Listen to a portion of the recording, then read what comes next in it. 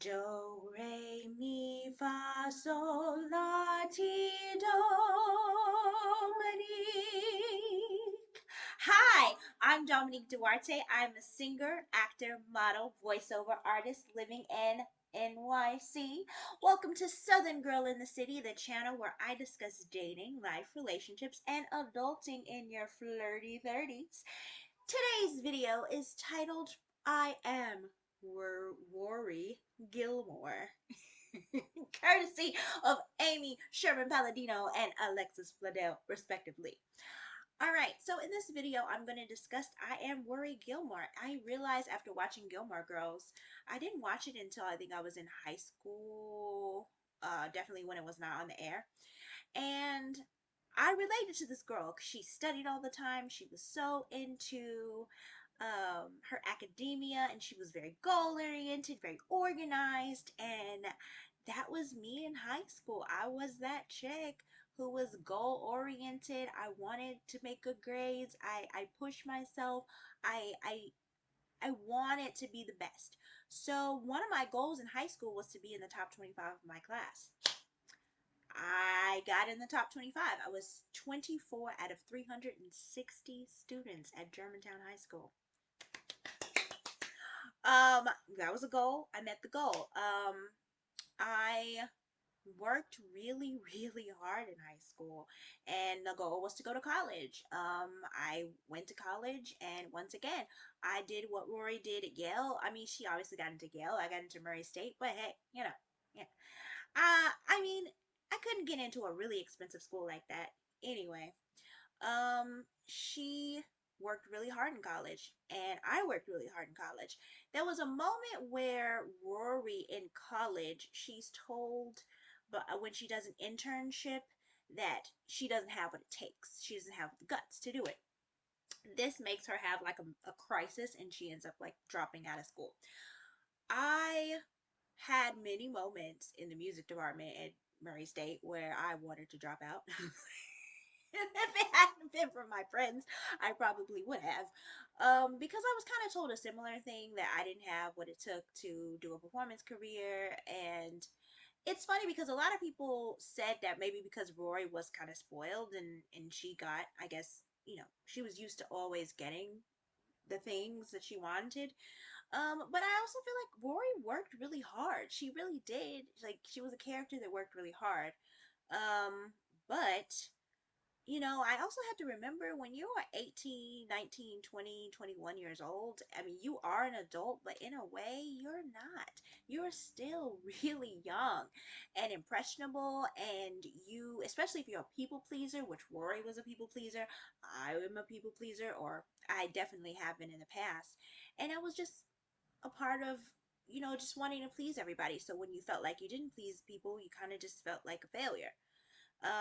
So then we go fast forward to Rory in her adult life. And I've watched, or I've seen so many comments on YouTube or on Facebook about the revival of Gilmore Girls, A Year in the Life. And it was interesting because so many people thought she was a failure. They were just like, I can't believe it. She went to Yale, she went to Chilton, she was such a hard worker. What happened? And it was interesting to me because I am 32 and she's 32 in the revival. And I was thinking, you know what? I don't have my life together the way I thought I was going to either. Um, I was laser focused on being in musical theater from probably middle school.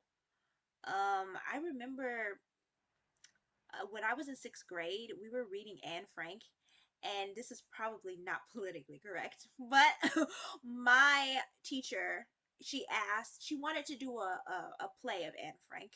And so I wanted to do acting so badly. I was hoping my middle school had an acting department. It did not. And so she asked the class, who wants to, audition for Anne Frank? Nobody wanted to audition for Anne Frank. I auditioned and I got the part. We never actually had this performance, thank goodness, because I'm sure that would have been controversial. But I remember really working hard. I learned those lines. I was like trying to get off book and everything else. It was a lot of lines. But I remember like I just always wanted to perform. It's just what I wanted. And so my laser focus was on musical theater. I just kind of kept getting a little distracted. So like when I originally applied for Murray State, I applied as a theater journalism major. And in high school, I was in production, which was a television station and a theater, and we were basically students, and it was student run with adult supervision, but we were running it. And I didn't get into a musical until my senior year of high school, right before my graduation. Um, so I didn't have the credentials or the background to get into a musical theater program. But then I also looked further into the music program at Murray State, as well as I really was into Audra McDonald. I've been listening to Ragtime the musical so much. Um, I loved Ragtime, and I loved her, and I saw that she went to Juilliard and she studied opera. So it's like, well, why don't I just study music? At least I can work on music and let that be my strength. And then I just was thinking as I was in college, well, I'll pursue opera, I'll pursue opera, and then kind of dropped the musical theater. And then it got to a point where I wanted to just quit performing, period. And then I was just like, you know what? I really love musical theater. That's really what I want to do. So after college, all of my energy was going into auditioning, being as many shows as I could. I mean, from 2008 all the way up into 2018, and this is only a 10-year period, I did about 20 shows, operas, musicals, plays. And I was always in rehearsal while I was working multiple jobs. I was laser focused on musical theater.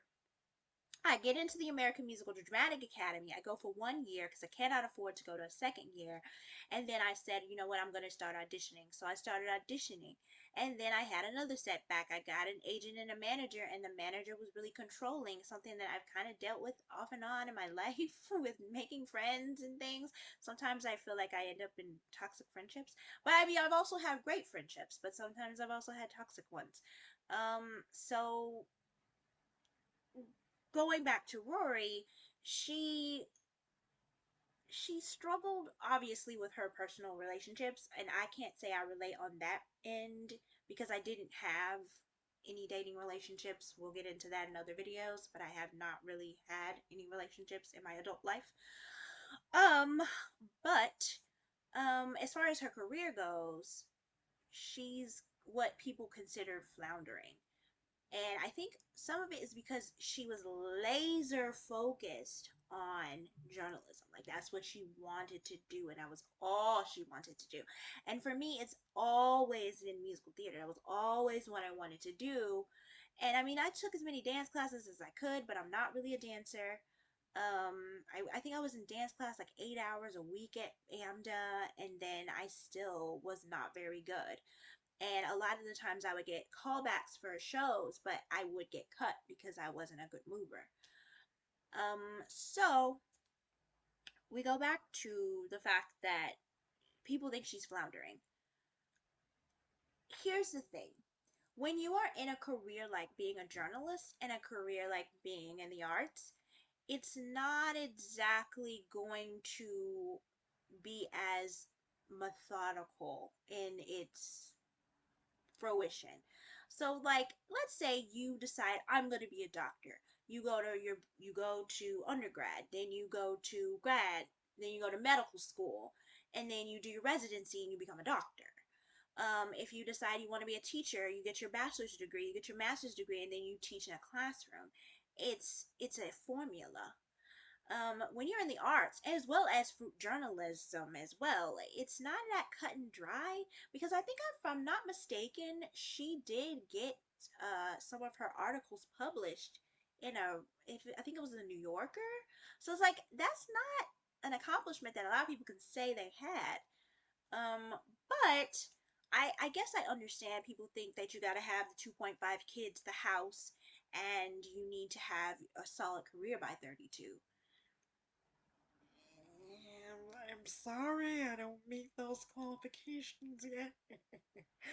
um, I have not. But I realized once I deviated to the teaching what it was like to finally have a stable income and realize that it wasn't for me. I don't really want to be a teacher. Um, but I realized that I was limiting myself because I was so laser focused on only doing musical theater. And I could have been submitting for voiceover work a long time ago. I mean, I remember at Trader Joe's, people kept asking me, why don't you do voiceover work? You should do voiceover work. You should do voiceover work. But I didn't know how to break into it. And it's ironic because one of the first jobs I booked after just auditioning for a very short period of time was voiceover work. So I'm discovering that if I don't limit myself, I'm auditioning for modeling. I just signed with a company that helps with modeling. I am auditioning for television. I'm auditioning for films. I'm auditioning for theater too, but I'm not so laser focused on just one thing. And I think had I opened myself up to other horizons, I probably might have been a little further along in my career. But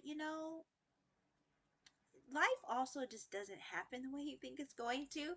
You can make all the plans in the world, and Lord knows I did make all the plans. I was the queen of goals on my wall, and I still have a vision on my wall.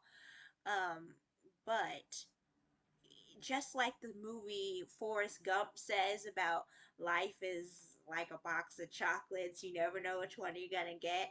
I think that's so funny. People used to quote that all the time when I was a kid, but now as an adult, I'm just like, wow, that is the most true statement ever. Because you can put in so much time, you put in so much work, you can have all these ideas of what you think your life is gonna be, and it just doesn't happen that way. So I wouldn't say that Rory was a failure. Rory was trying to figure out herself out. And not everybody has it together by 32.